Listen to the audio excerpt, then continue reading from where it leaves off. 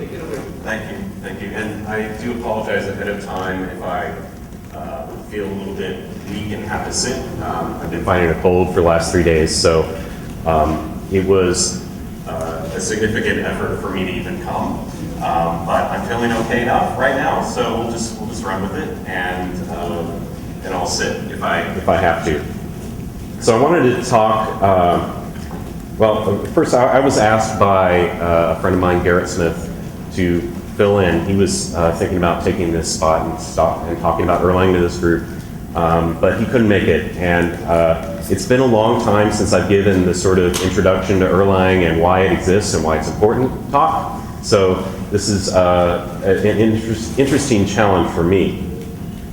But I use Erlang every day in my job.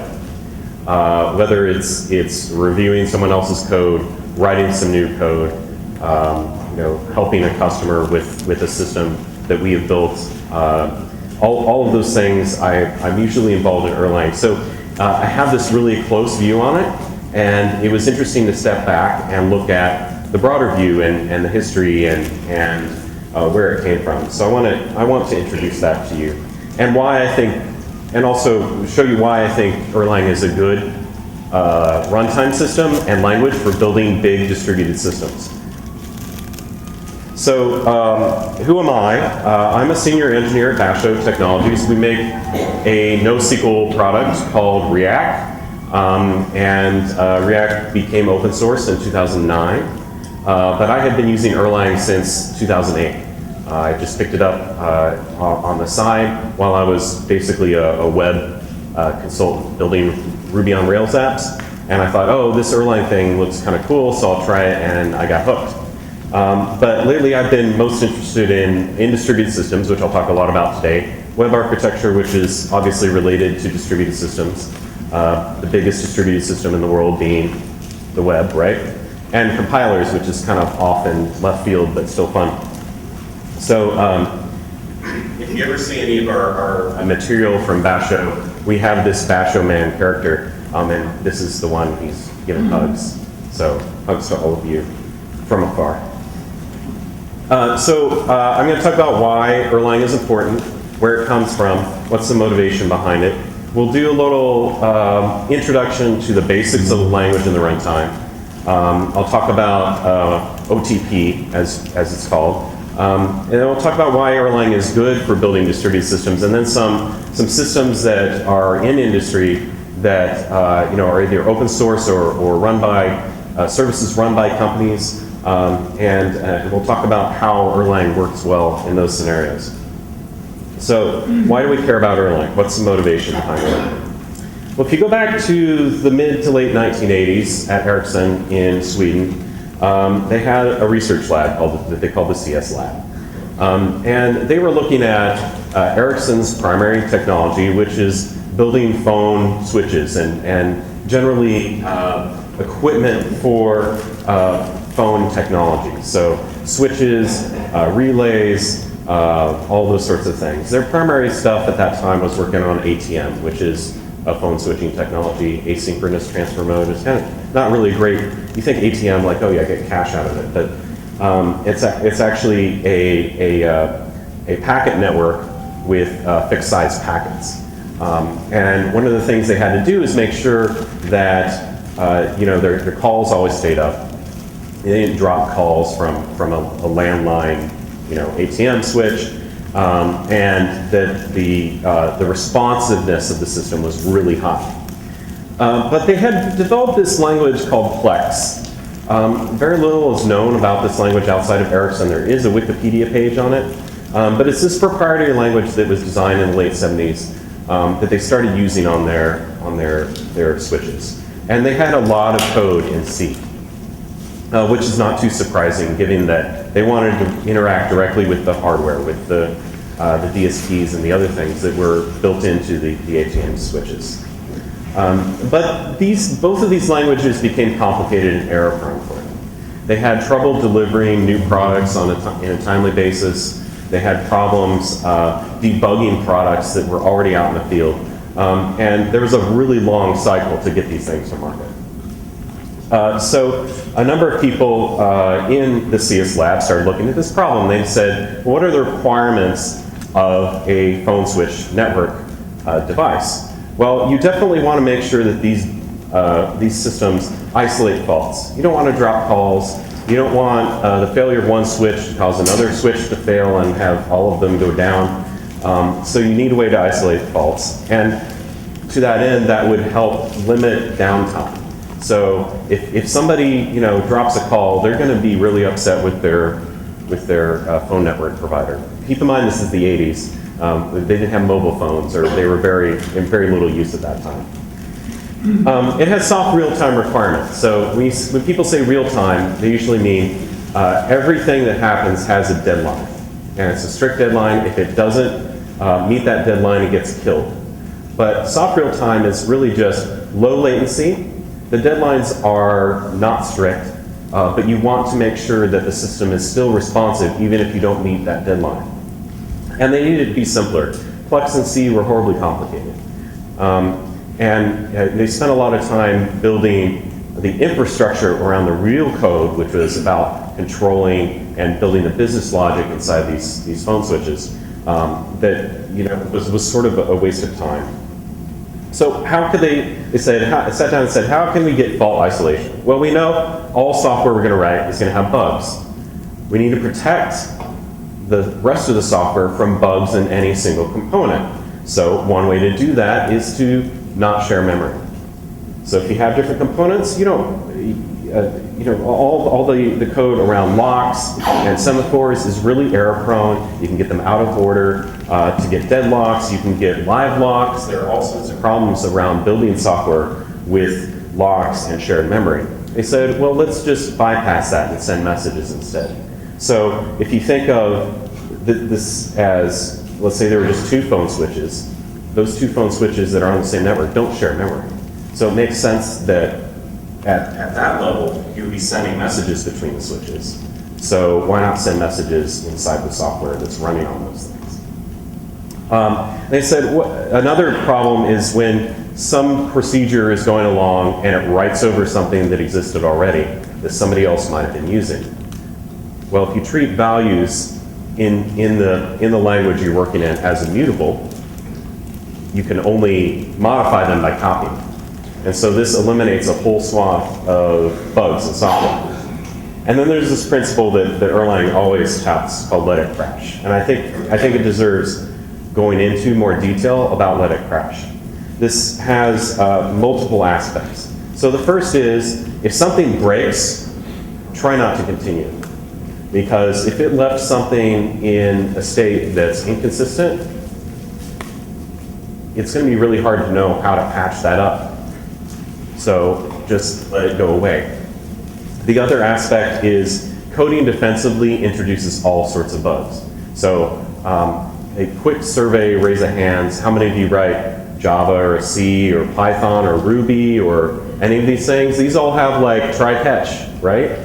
So, well, not C, C++ does. How many times has it bitten you that you caught the wrong exception or not caught one that you're supposed to? All the time, right? I write Python and Ruby as well as Erlang, so I know that feeling. Well, if you just let it crash, then something else can handle the error. So this is the next step, is in order to limit downtime, you need to make sure that these things keep running. Well, in order to have a reliable system, you need to have one thing doing the work and one thing watching that thing doing the work. Okay? So you have components that are specifically just for watching other components.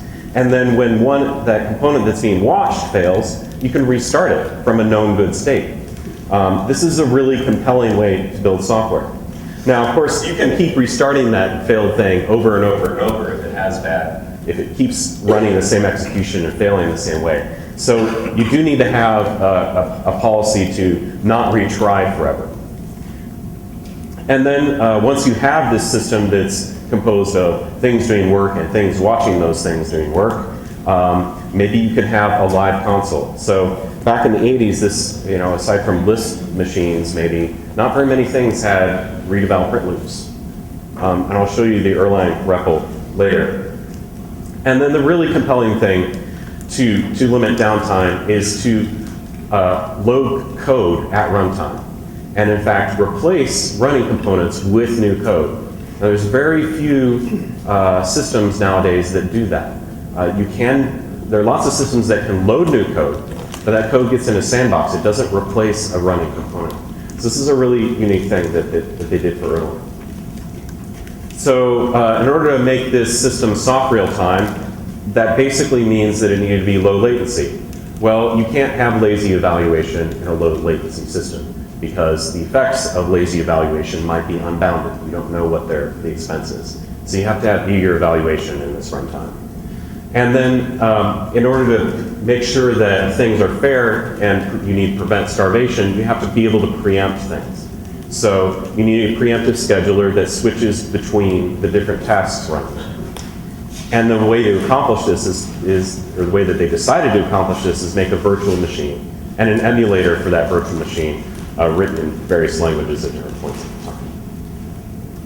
So the virtual machine simply executes the abstract code and switches between tasks. And of course, this had to be simpler than Plex and C. You can do really cool things in C and possibly Plex. I don't know, I've never used Plex. In order to build multi-threaded code. But it's complicated. So if you abstract away a lot of the trappings of putting that together, make a high-level language, functional and declarative languages were popular among this crowd because of really good properties of equational reasoning and understanding that certain things didn't have side effects or there was a relationship between the inputs and the outputs.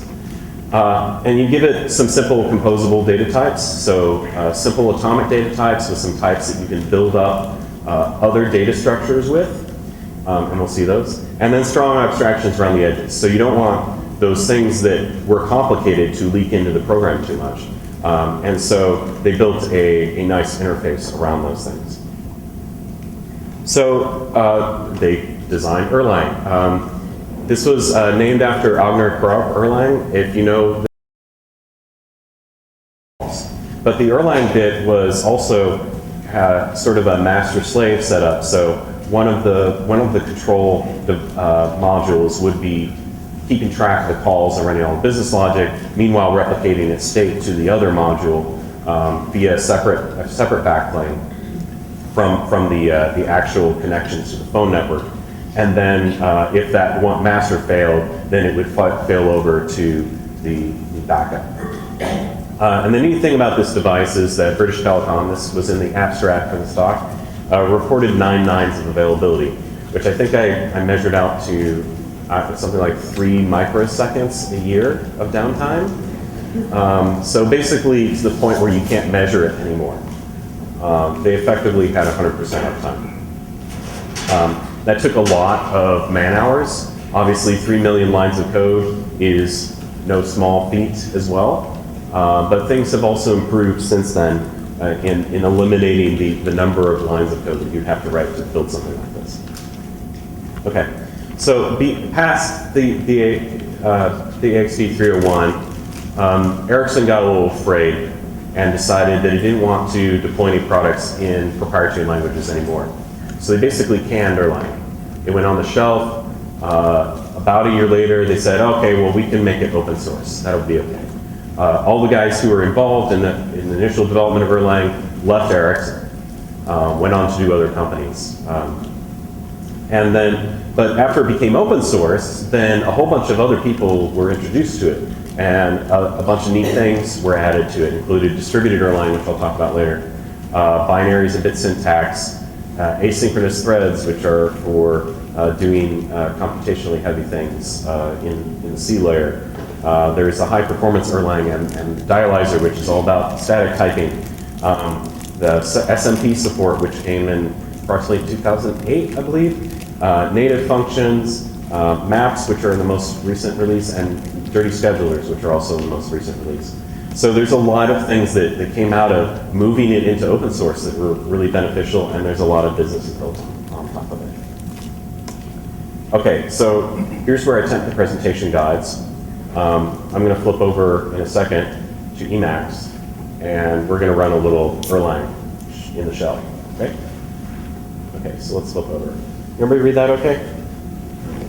All right. So this is the Erlang shell. It's running inside Emacs for me because I wanted to show some stat code too. But you can just type Erl at the command line when you have it installed, and it will give you this shell, and you can do things with it. So there are some basic data types. Obviously, you have integers. You have floats. You can add integers to floats. And you can compare integers to floats in two different ways. So, oh, whoops, we got booleans. You saw booleans now. But this is a equivalent, and here's an exactly equal. So 2, the integer, is not exactly equal to 2.0. The floats are basically IEEE 754, so if you're familiar with that, it's not a big deal. All the same caveats apply to those. So the interesting thing about true and false is we can do true and also false Boolean expressions. Excuse me. So you could also do and false. You'll notice I'm putting a period after everything. So this comes from Erlang's Prolog roots. The end of every expression, complete statement, is a period. If I wanted to string several together, I could put a comma, and it'll evaluate to the last expression in that list. Obviously, I lost the result from 2 plus 4 because I didn't bind it to anything. So the interesting thing about true and false is they're actually just special cases of a type called atom. Atom is just symbol. So I could have foo as an atom. I could say ACM is an atom. And you can also single quote atom. So if I wanted to put Erlang in single quotes, then that would be an atom as well. Oops. Touching the presentation guides. So those are some of the atomic types. You also have binaries. So if I have a binary is basically a string of bytes. String is probably the wrong word. A sequence of bytes is probably best. And those go in angle brackets. So you'll notice I'm using this. Here's a little trick. I'm using these is something. These are little tests that you can use to detect whether a type is of one type or another. And you can use those in guard expressions, which we'll talk a little bit about later. But these, what was I going to say about binaries? Oh, so these are all atomic types, but you also have compound types. So the 2 compound types we have are lists and tuples. So lists are like linked lists, they're of variable length, and tuples are fixed length. So if I made a tuple, which is with curly braces, ABC, I could get, let's get element 2 of ABC, and I should get B. Okay.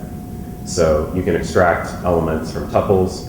And lists are slightly, they're more like a console in Lisp, if you've used any sort of Lisp.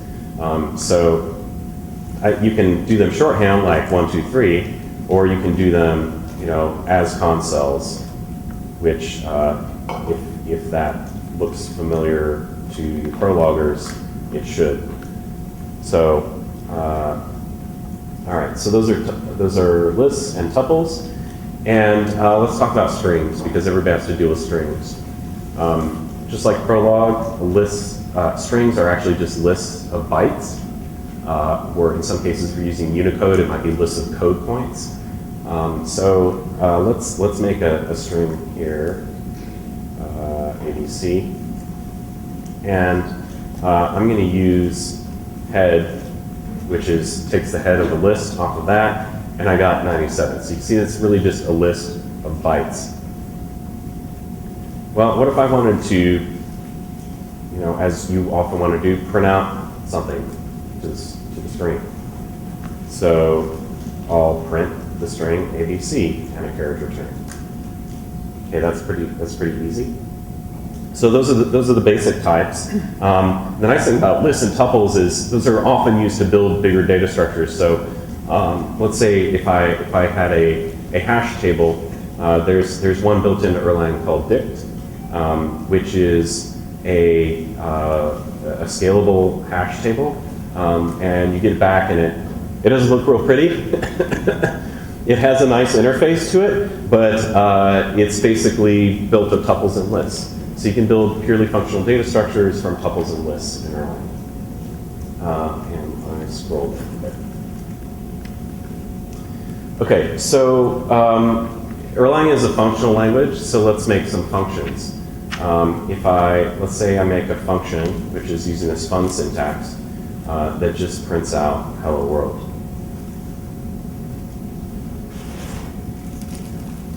Okay, oops, let's try it again. Okay, so this made an anonymous function in this module Erl eval, which we don't know what it is exactly, but it's sort of a runtime context for the REPL. But let's say I bind that to a variable. Okay, so fun is now bound to that function, and I can call that fun, and it prints hello world. Okay, but the nice thing about this being able to create anonymous functions is you can do higher order functions. So functions are passive data. Let's say I have a list of integers and I want to add one to all of them.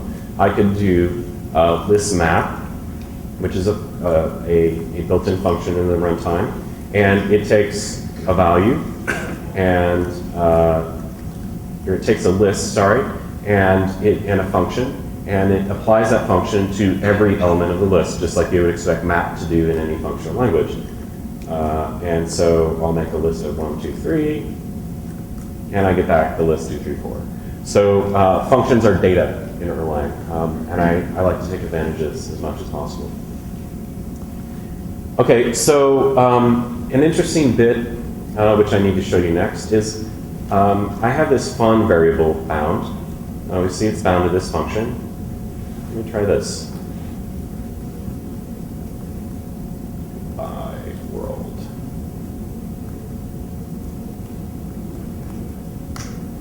Okay, so I got an exception, and this exception says no match of right-hand side value, also called bad match, if you see it caught in any places. What this is telling me is I've already bound this variable. So the interesting thing about the way Erlang does binding the variables, in contrast to other languages, is it's not really a binding. What you're saying is this thing matches this. So this is where equational reasoning comes in Erlang. This equals is not actually assignment. It's matched. So this is distinct from equals equals, which is comparing equality, or equals colon equals, which is strict equality. So if I say OK equals foo, then I get that bind, or that bad match. But if I give a variable that's not bound yet, Erlang's evaluation scheme is to say, let's try, give our best effort to match the thing on the right to the thing on the left. So if I say, well, f equals foo, then I know that in this case, f was unbound, so foo gets bound to f in order to make the match succeed. And now I can still say f equals foo, and that's still true. So why do you work with this function? It's because I have already bound that function. So if I scroll up a bit, you see I bound this function to IO format hello world. That's a distinct function from this one. So they didn't match. Now the neat thing about pattern matching is you can do things like return tuples from a function, and then only pull out the parts that you want and bind those to variables. So let's create a new function called fun1, and let's just have it return OK and 5. This is a pretty typical convention in Erlang, which is to, when you have a successful result, return it in a tuple with OK and the value. So if I call fun1, it's going to return OK5. Well, let's say I want to just make sure that that thing succeeded. I can use that underscore to say, I don't care what the return value is. Just show me that it's OK. Or if I really do care, I can bind that to a variable. OK, so now G is bound to 5. So you can do sort of destructuring assignment just simply via pattern matching. And pattern matching, you'll find, is all over Erlang. So you'll use it in the heads of functions to match various arguments and create multiple clauses of the same function. So maybe we should try that. Let's, I'm going to just forget all the bindings. OK, G is unbound now. So let's make a function which returns 5 when you pass it OK, and it returns -1 when you pass it error. And those are both atoms. So if I call f of OK, it returns 5. If I call f of error, it returns -1, as we specified. If I call f of foo, I get no function clause. So you can see that you can pattern match in the head of a function to avoid doing a whole bunch of case expressions.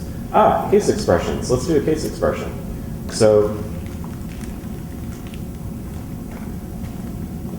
and we'll introduce guards too. So case is similar. Yep. Something else. Whoops. So case is similar to what you've seen in other languages, except that all of these clauses, for example, here and here, do pattern matches. So if I say, let's excuse me, temporarily bind the result of calling f of OK to n, and then check that n is an integer. All right, so this expression should evaluate to yep, and it does. Excuse me. OK, so this is fun to play in the REPL, but you don't deploy real code by entering it all into a read-eval print loop and then just setting it away. So let's go and look at a module that I started. Look how modules are constructed. So there's a one-to-one correspondence between the name of a module and the file it's in. So this one I call demo. It's demo.rl. And so let's make a new function. Let's take this function we just created and let's just call it check. And I put a little flag up here to the compiler. This is a compile time flag which says export all the functions in this module. Most of the time, you won't want to export all functions. You want to explicitly export the API that you want to expose. But since this is just a demo, I'm going to expose them all. So we said that check of OK is 5. And we put a semicolon which separates clauses. So you may have seen that in the case statement down here, we have a semicolon at the end of the clause. And we had the period at the end of the expression. Same goes here. So error returns -1. And we'll do that. So here I should be in the correct directory. I am. OK. So let's compile demo. OK. Let's call demo check. OK. And we got 5. Let's call demo check error. We got -1, just as we expect. And let's call foo. OK. No function clause. So here I'm running this demo module. Let's change the demo module.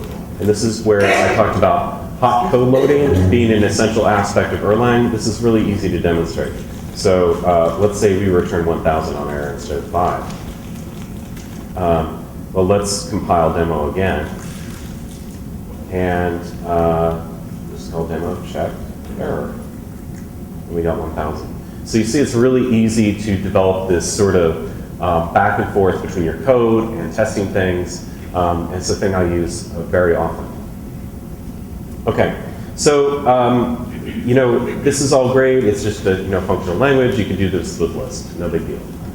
Pattern matching, maybe that would be a little bit different in some other language. But this is not really what makes Erlang remarkable. What makes Erlang remarkable is processes. So this is the essence of how you build a reliable system in Erlang, is you make lots of processes. And those processes talk to each other via messages. So let's make a process here. And I'm going to just type it in the REPL, and then we'll probably put it in the module after. And this processes are spawned from functions. So you use this built-in primitive called spawn, and there's some variations on spawn. And then it just takes a function with zero arity, and it runs it. And I'm going to put receive, which is a built-in keyword.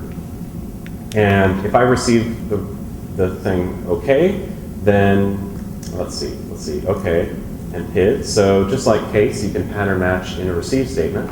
And all the receive statement does is this process that you've just created, it enters this block and it sits there and it waits until it gets a message that matches anything in this receive block. So if I get OK and a PID, I'm going to send that PID hi, and then we'll just end. Okay, so what I got returned from this spawn is the PID of the function that was just spawned.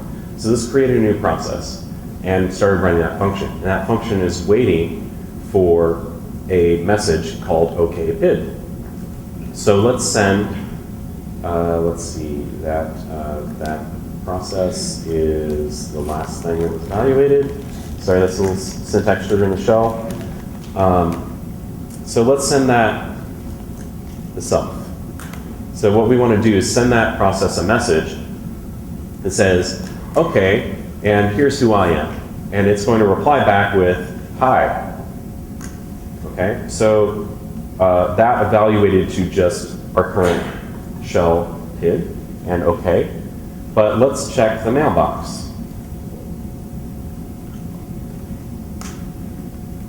Oh, whoops, I have n bound, don't I? Sorry.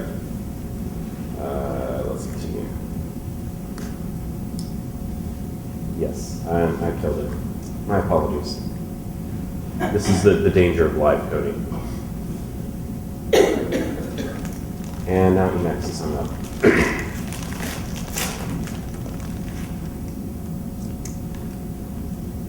Okay, let's start Emacs here.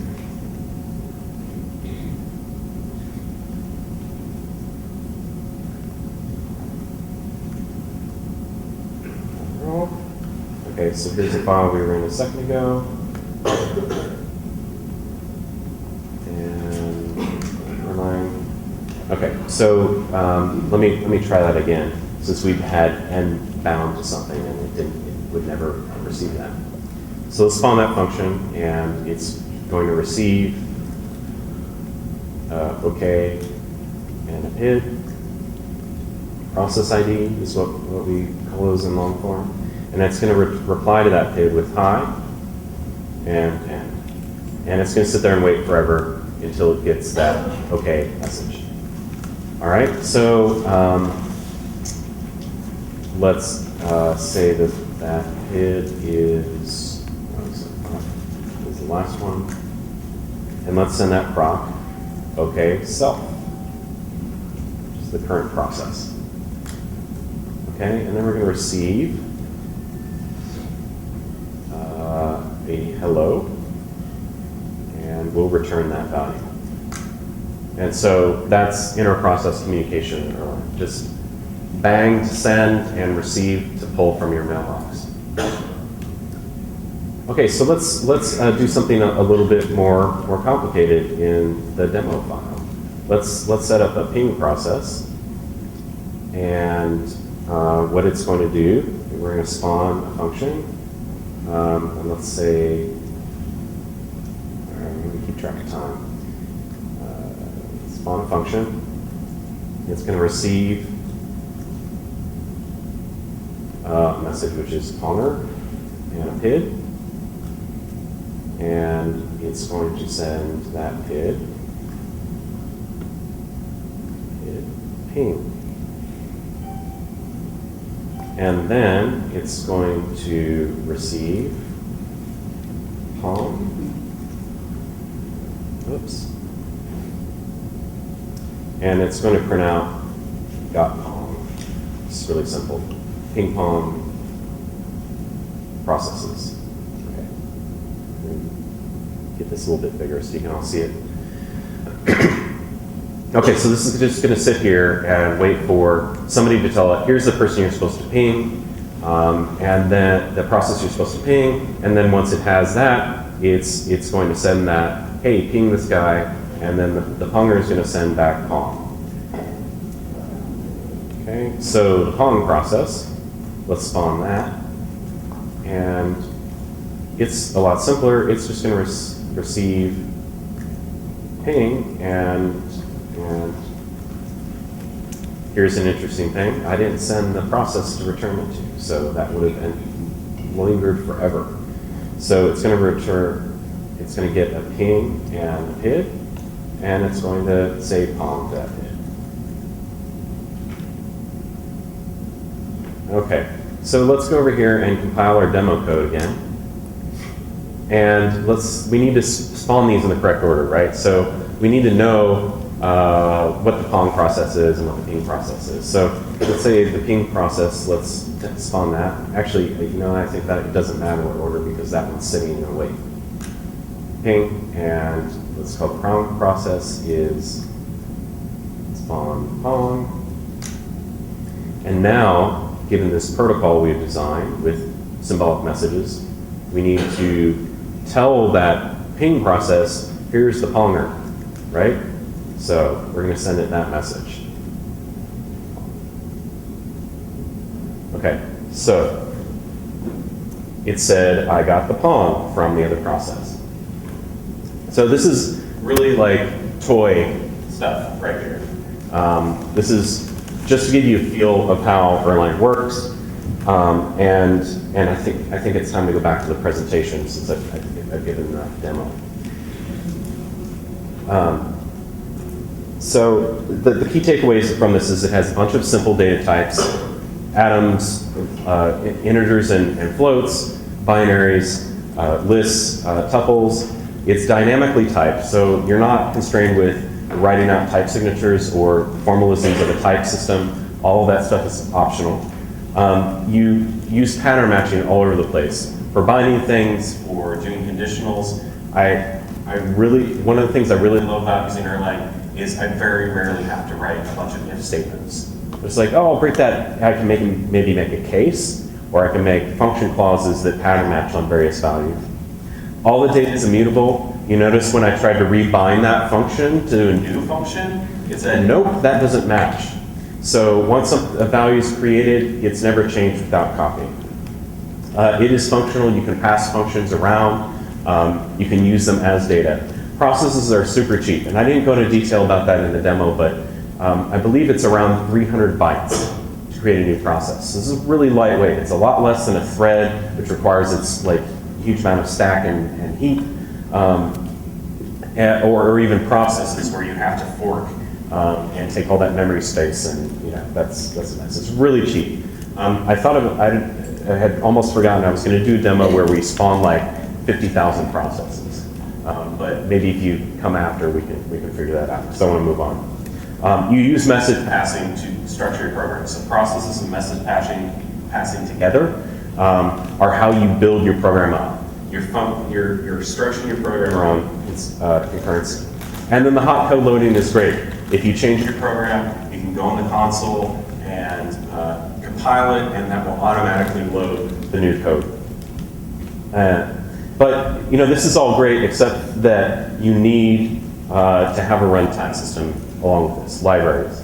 And One of the things I didn't talk about is that, and I'll talk about in this little code example because it's relevant, is when you have a process that you want long running, you don't want it to die when it reaches its end, you use tail recursion. So in this case, I have a function called loop, and it's given a value, and I might initially call that when I spawn a process.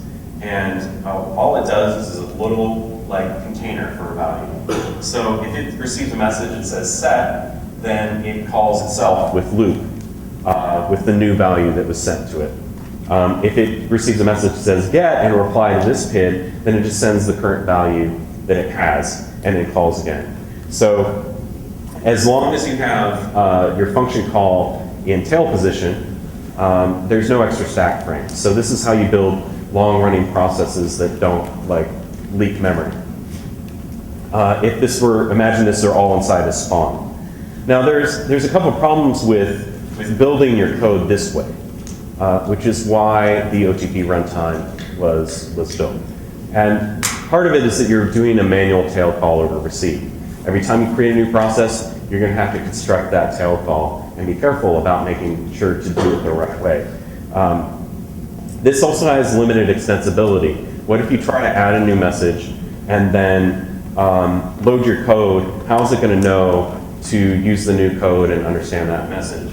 It's not obvious. And it's also error prone because you have to write the loop tail call in every single clause there.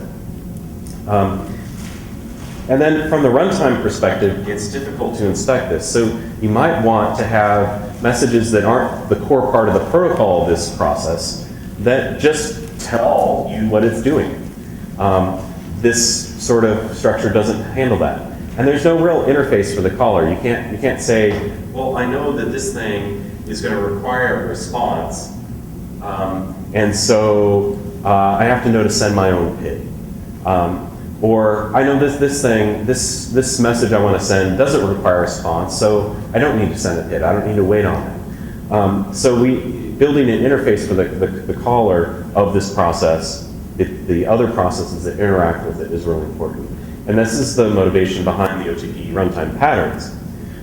So a lot of this came out of the early development on top of Erlang, which is say, we know we're building these types of processes over and over and over. So let's extract them. And they have this idea of a behavior. And I even misspelled it. You should use the U in behavior there. So you have a pattern for a server, which is just responds to call and cast messages. So if you want to call and get a response, like we did with our little loop here in this previous slide, so the get would be a call. And I should show over here, it'd be easier to point maybe. And the set, the new value that this process stores, is a cast. So these are the sorts of patterns you can build up around them if you have very similar code over and over. So they extracted those, and basically what happens is you define a module that has specific functions that are named specific ways with specific varieties, and then the gen server module will call into your module, for instance. Excuse me. You can also build finite state machines. I'll show an example of that later. These are really useful for building protocols or higher level abstractions over processes. There are event handlers, which are simply, you send all your events to this process and various functions attached to that and can do things based on those events. And remember when I talked about things that watch other things and restart them when they fail? That's the purpose of the supervisor. So with the supervisor, all it does is it spawns processes that are the workers, and then will restart them in specific orders if they fail. And then above the supervisor is the concept of an application. So this is a collection of supervisors and processes that all compose one component of your system, one larger component. And if you look at the source code of some open source Erlang apps, apps in the general sense, not in the Erlang sense, they're composed of multiple applications. In fact, the runtime itself is composed of multiple applications. And then there's a concept of release. And a release is take all the applications you care about, bundle them together with the runtime system, and invoke it in a certain start order. So this is how you ship software, is with releases. So all of these things were abstracted away from a bunch of, manual code that they did early on in the development of Erlang. And then there's all of the libraries that come along with runtime system, data structures. There's some embedded databases for in memory or on disk, and there's some that are distributed. There are things for accessing the operating system in very specific ways. You can deal with input and output. You already saw I/O format, which you use to print. There are various other things for working with input and output. There's monitoring logging systems. There's all of these things. So it's a really rich standard library. And there's also a rich ecosystem of third-party things that you can use too. So what does this have to do with distributed systems? Why is Erlang important for this? And I love this quote. I can't resist it every time I talk about distributed systems. Leslie Lamport. Who knows who Leslie Lamport is? Okay, enough people, good enough. Basically invented every concurrency algorithm you can think of. He's the father of distributed systems, so to speak. Recent Turing Award winner. He said, a distributed system is one in which the failure of a computer you didn't even know existed can render your own computer unusable. And I know that since we're in the internet age, you know how not being able to get to google.com makes your computer unusable, right? So I think you can feel this, but this is a very, very old quote. So why is Erlang important for this? Well, we already showed that built into the design is fault tolerance, is isolation. So if there's some of a computer across a network that's doing something bad, maybe your Erlang system, if it's properly designed, can withstand whatever that other computer is doing.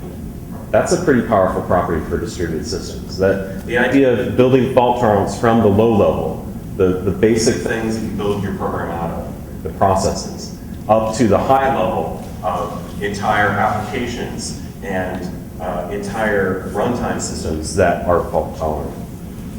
And beyond that, it has great support for networking. So if you just need to write something that does TCP/IP, does UDP, does even SCTP, or any of these other obscure protocols, it has a lot of them.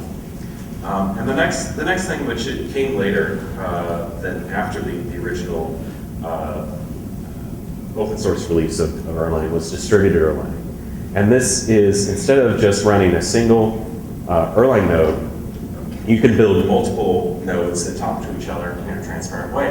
So I can say that PID bang, and that PID may be on some machine across a network.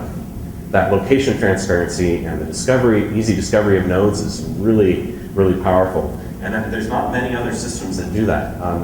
Corba maybe, I don't know. But there's very few Corba installations anymore outside of Telecom. So, and then the patterns in OTP encourage you to build a system that has a uniform structure and is deployed in a very predictable way. And then, because you have processes, it's pretty easy to express solutions to distributed problems, like talking something across the network and coordinating some work. Now, there are some caveats that I have to deal with day to day. Queue management is hard. This is a problem when you have a high traffic system. Basically, the mailboxes on Erlang processes are unbounded. So at times we have to build systems that, like I talked about, inspectability of processes. They just go check what's the message queue length of that process before they decide to send something. So they're not like channels in CSP where you have a bounded length of them, or traditionally in a multi-threaded program where you might have a bounded queue. The queues in Erlang are unbounded. And messages can be lost. This is just a fact of building distributed systems.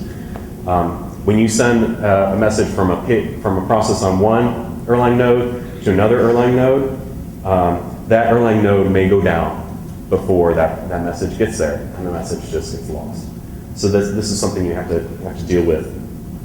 And despite the richness of the OTP runtime libraries, there's a lot of components that are just better from third parties, or you have to build yourself. And that's partly because of Ericsson's tendency to be really super conservative in accepting patches to the runtime. Partly that's because they have products that need to run on this, and they need to test new releases against all their products and keep them up to date. But it's also just a cultural thing. So let's talk about building a distributed system pattern. This is a pretty common one you might have seen before. And that's a survey. So talk to all these processes, have them do some work, bring back all the results to the same place, and then return it to the person that created this process. So above the top half of this, you'll see you have some kind of finite state machine that implements this pattern. And it does all the distribution of messages to worker processes and the collecting of results. So it has 4 stages. It has the startup stage, and it has a stage where it starts distributing messages to the worker processes. It sits in the collect stage and receives messages from all the worker processes until all of them are collected, and then it finishes. It sends the result back to the caller. So this is pretty common. I use this pattern every day in my work. So if I built this in Erlang, here's a incomplete, because it has to fit on the slide, version. But I've defined a module called the surveying FSM, and this has the gen FSM behavior. So the gen FSM behavior has callbacks, just like the gen server, but the names of its callbacks are states of the state machine. So you start with just spawning the process, which is that gen FSM start link, and I'm giving it the name to reply to, and the nodes where I want to run this computation. Okay. And so the first thing that gen FSM start link does after it spawns a process is calls init with those arguments I passed right here. Those arguments get here. So I have a state record, which is, I don't want to really talk about too much, but records are syntax sugar over tuples. Nice for pattern matching, building internal states of processes. So I put the caller in that first element of the state record, and the nodes that it's going to call there. And then there's the last thing is a timeout value. So in this case, I'm saying the first state I want this to go to is the distribute state, which you can see we did here. So we start with the initial state, we go to distribute. But I want to transition to that state immediately, so I say timeout is 0. And when I go to that distribute state, you'll see the first thing that's going to be passed is the message, which in this case, 0, it just passed timeout in that state. We said we wanted to call it immediately. And then it's going to do a list comprehension, which I did not talk about, but is like list map. If you've done Python, they should be familiar. There's some other languages that do list comprehensions. And it's just going to spawn this work function on all the nodes that do the work.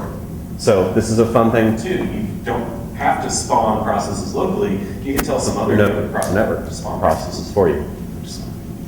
And it's just going to pass itself. So it's saying, where do I send the result back to? And then when this function gets spawned on the other nodes, it's just going to reply back with this send event call with, here's your reply, and here's some random bytes pulled from the crypto driver. So secure random bytes. And then the next phase it goes into, you'll see, I'm sorry, I didn't explain that. The last thing you return from every state function is the next transition. So I could go back to the same state, or I can say, well, I know that I've sent out all these messages, so I'm going to go in the collect state next. So that's where it goes next, and modifying its state. Now, I mentioned about the tail call thing and how that becomes inefficient. What's nice about this is a functional interface. There's some referential transparency between what you passed, your current state of the process, and what you return, the new state of the process. So the gen FSM behavior is threading that through, and the gen server and any of those, they're threading that through behind the scenes for you. Okay, so when I collect the results, this will be fired multiple times. Whenever I receive a message that says reply, and here's the result, then I will call this function as long as I'm in the collect state. So what I'm going to do is I'm just going to cons that onto the list of replies I have already. I'm going to build the new state for the next step of the state machine. And then I say, well, if I got all the replies, then the number of replies is the same number as the number of workers that I spawned on those other machines, then I'm going to go to the finish state. and I'm going to go immediately, that 0 timeout. Otherwise, I'll just go back to collect and wait for another reply. And then the finish just sends the result back to the person who responded, and then stops. So this is how you build distributed patterns with the OTP behaviors in Erlang. And that's a quick survey of that.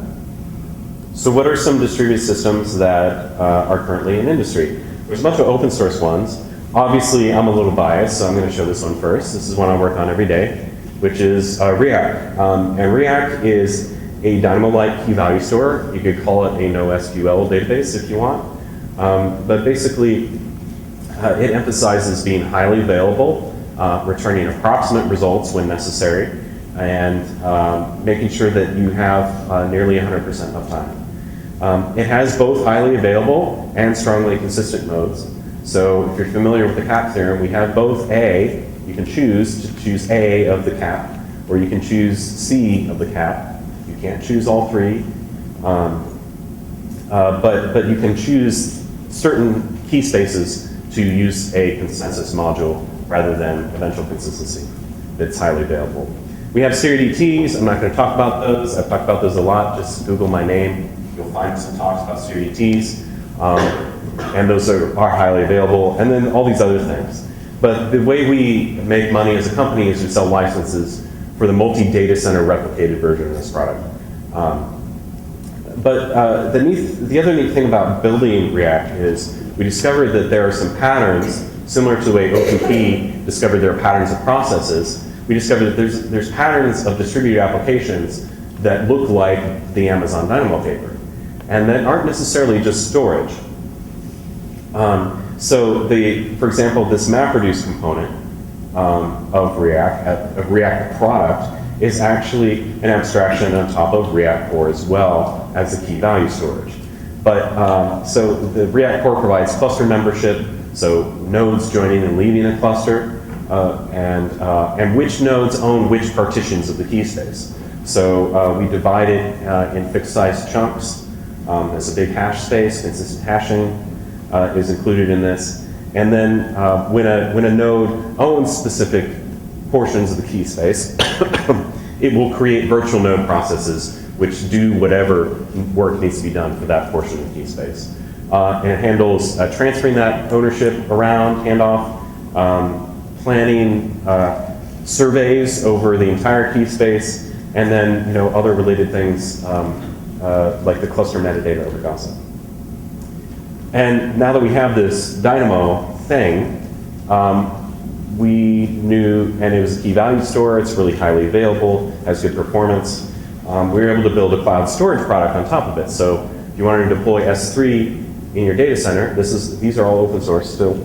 Or if you're using OpenStack Swift, you can use React CS. And it's basically, it sits on top of React key value and stores all the data in there, and provides the things you expect out of a cloud storage product, like accounting for people's usage and permissions and all those things. And it also, when you're using it with our enterprise product, you can fetch files from across the world to your local data center. And I'm running out of time, so I'm going to go a little bit faster. Disco is an implementation of MapReduce. It distributes work with Erlang, and your MapReduce jobs run in Python. So that's kind of a neat project. It's really developed at Nokia in Finland. Project FIFO is a cloud orchestration thing. So if you've heard of SmartOS or any of the Lumos variants, which are derived from OpenSolaris, has a really nice container technology called Zones, has a really nice storage technology called ZFS. Project FIFO lets you orchestrate a whole data center or multiple data centers of virtual machines. And it also includes an S3-like storage called LeoFS. Now, for the business cases, you may have heard of WhatsApp. I believe it was last year, maybe 2013, was purchased for $19 billion by Facebook. They built the majority of their infrastructure on Erlang, and it's just mobile messaging. So in the cases where you're in a market where SMS is really expensive, or MMS is really expensive, they were providing, you have just data service or Wi-Fi, you could send messages to your friends. They originally used eJabberG, which is an implementation of XMPP, but they ended up scrapping that and building their own system eventually. And they did get to 2 million connections per machine. Imagine 2 million TCP connections per a single box. It's pretty impressive. OpenX is an online advertising network. They originally this PHP app that you could deploy yourself. They built it into a business. They ripped out a lot of PHP and rebuilt the infrastructure in Erlang and Java and C and Python and Perl. You see in this fuzzy diagram over here, all the green ones are Erlang bits. They also use React, but they have built their own Erlang applications for multiple parts of their infrastructure. And they scale really big. I heard that they have an Erlang cluster that has 300 nodes, fully connected mesh. And Chef, if you've heard of Chef, they're for configuration management, they're for cookbooks or recipes or whatever. A lot of their stuff is written in Ruby, but they recently rewrote their server-side stuff in Erlang because the Ruby bits were not performing well and they were falling over. But the Erlang stuff uses a lot less memory and is a lot more responsive. So Chef Server 12 is written in Erlang. They also have an analytics product that gives you notifications and keeps track of your infrastructure. And they have some other projects in the works. I want to give, so that's all that. I want to give some thanks. Francesco Cesarini from Erlang Solutions has done a really great job of building the Erlang community as an adjunct to his regular business, which is consulting.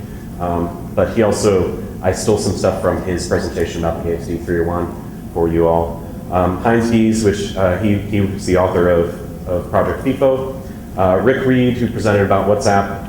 Anthony Molinaro, who presented about OpenX. Both these guys presented at a recent Erlang Factory conference. And Joe DeVivo, who happens to be my friend and works at Chef, and gave me the details about how to use Erlang at Chef. And that's about all I have. I'm happy to take questions now. All right. Thank you.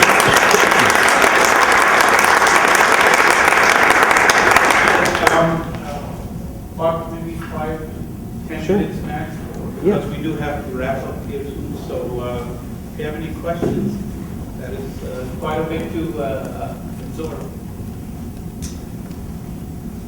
Oh, Yep. Why don't I start with you, and then we'll go to Arena, and then we'll go to the back of the room.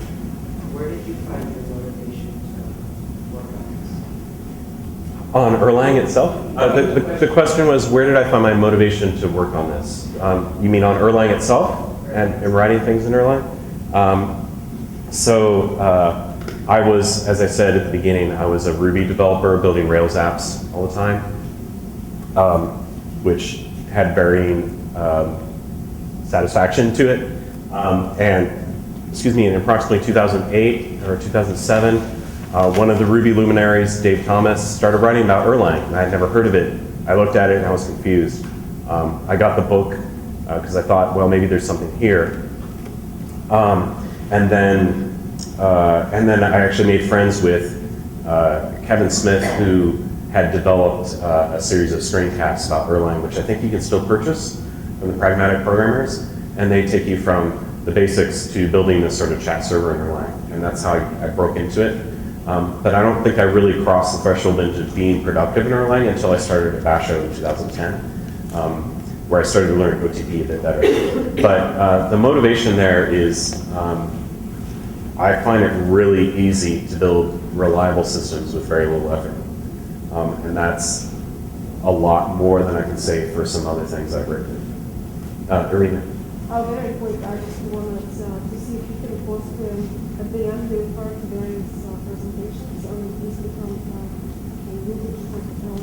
Yeah. If you could post the links to the presentation. Sure. I'll dig this back up and send. The question was to post the links to the presentations I referred to, so I'll go ahead and do that. And in the back of the room. Oh yeah, this is like kind of a technical question. Earlier you were showing like the Boolean things, and you had an and also. Yeah. What is the difference between? So that's kind of a historical artifact. I almost always use and also. So the question, what's the difference between and also? And also is a shortcut Boolean operator. So if the first term that you pass it, it's a binary operator. So the first term you pass it evaluates to false, it'll terminate with false. But and may not. I guess there was some Swedish thinking up there. Yeah, a couple Yes. more questions. A couple more questions. I wonder if you had a chance to look at the Elixir and what are your thoughts on that? Sure. So the question is, have I looked at Elixir and what are your thoughts on that?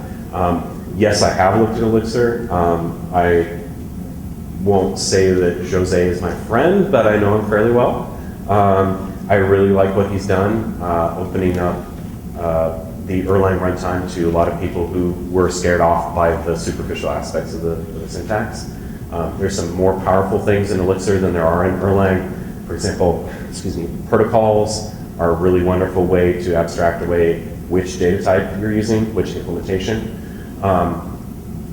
However, I don't find it that useful. I'm already really well productive in Erlang. In order to use Elixir, you have to buy into the runtime that it provides and ship that with your products. And we haven't had a case where we've had enough business motivation to use it or use it in anger. Erlang has been good enough for us. Yes, Mark. I recognize all the aesthetic prologue. Yeah. I always loved that binding, and I wish it was available. Mm-hmm. So that's attractive. Do you think this would be good for, let's say, an interactive classroom where it's not multiple choice. You're getting all sorts of answers, and then there's feedback depending on those answers. Would this make sense? So the question is, could you use this to build an interactive classroom system? Is that Right, sort of, okay? yeah. I mean, but one where you're not getting back canned responses. Yeah, I don't know that I have enough context to answer that, but basically, if you can model that problem as a series of processes, absolutely. And symbolic messages between those, then yes.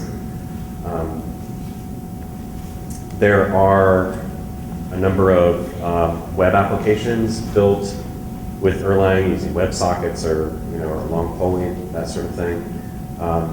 There's of course there's an IRC daemon, there's a BitTorrent, there's all sorts of those live things. Of course I mentioned eJabberDs and XMPP server. So anything that's about communication, I think it's a great fit for it. One last question. Thank you. Can you elaborate more on Erlang processes? What you said was very intriguing. I'm curious, how would you describe it fitting inside the Unix process? Okay, so the question is, how do Erlang processes compare to the Unix process model? Yeah. Okay, so they're similar in that you use inter-process communication. You don't share memory. In Erlang, it's symbolic messages that you send between processes. In Unix, it'd probably be like a named pipe, or a standard in, standard out. Or even a TCP IP socket. You can communicate between Erlang processes that way too, but it's a little bit less efficient. So the main difference is that the number of processes that you spawn in Erlang is independent to the number of CPUs and threads you have available. Every process is multiplexed over however many schedulers the runtime decides to start, usually one per CPU core. And then, depending on the usage of each CPU core, it'll move processes between cores. And so you really, and they get a fixed time slice. So they measure the computation in an Erlang process done they're called reductions, which is essentially like, how did I, expand this code into terms that can be directly evaluated. But it's kind of a rough thing of how many CPU cycles it took. But after a certain number of reductions, it'll pause that process and give the CPU over to a different one. So it's a little bit different in that that's all running in user space, whereas a Unix process is going to be preempted in kernel space. So there's a lot less expense, fewer boundaries crossed, because you're not crossing over in kernel space as much. And so you can build lightweight things more efficiently. Last question? No, I think we're done. Okay, thank you so much.